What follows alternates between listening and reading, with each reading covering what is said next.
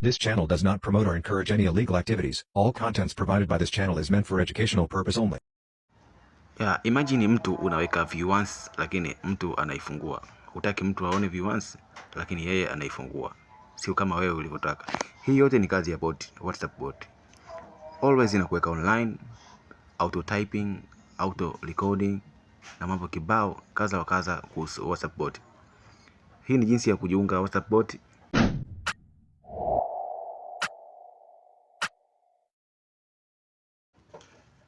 Wewe cha kufanya utakuja kwenye browser yako yoyote. Mfano mimi nitatumia Chrome hii hapa chini, umeona? Au utatumia Firefox kama wewe unatumia iPhone utatumia Safari. Ukishaingia hapo juu utakuja utaandika kadiri bot.city.ws. Link ipo kwenye first comment hapo nimeweka. Kwa hiyo nikiingia kama hivi utakutana na website kama hii hapa. Cha kufanya kabisa utakuja sehemu ya ku login hapa. Umeona? Utagusa login. Wewe ambaye una account utakuja kwenye sign up. Hapa utagusa sign up. Uta create account. Sababu mimi na login tayari nitaingia kutumia email na mfano. Sasa nimeingia hapa ili kupata ile bot lazima uwe na WhatsApp.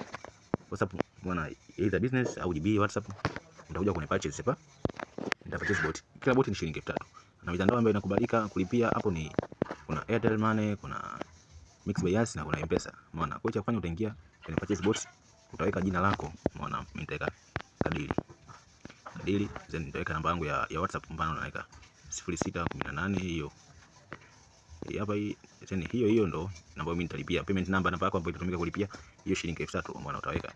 Kisha nitachagua sababu hapa Halotel ipo, unachagua mtandao wote, lakini mtandao wote unafanya kazi, ila Halotel haijawekwa hapa. Kwa hiyo utachagua Tigo Pesa. Ila umeweka namba Halotel. Lakini namba nyingine ukiweka Tigo Pesa utachagua Tigo Pesa au Mixx by Yas. Pay now. Pay hapa now. Baada ya kupay nitasubiri kupurchase bot ile. Ita request USSD ya kulipia kama hiyo unaona imekuja. Kwa hiyo hapa cha kwanza nitaweka namba yangu ya siri, nitaweka namba yangu ya siri pia. Mfano mimi naandika ya kwangu mama lako anafanywa kazi. Nipiga okay, nitasubiria payment confirmation. Na load kidogo, itaandika payment successful. Baada hapo sasa itakuja namba yangu hii hapa imekutokea hapa kama unavyoona. Kwenye purchase history hii hapa. Kwa hiyo nita scroll kwenda kulia, nita access bot hapo. Nita access bot langu. Na itafunguka hii Mercedes bot.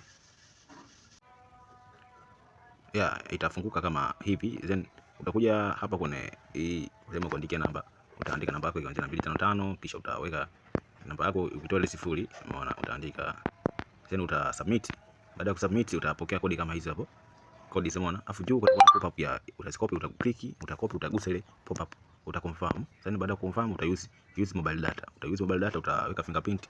Kama simu yako ina fingerprint utaweka zile kodi, utaweka Marisela hiyo hapo. Kisha baada hivyo ita login kwa muda kidogo.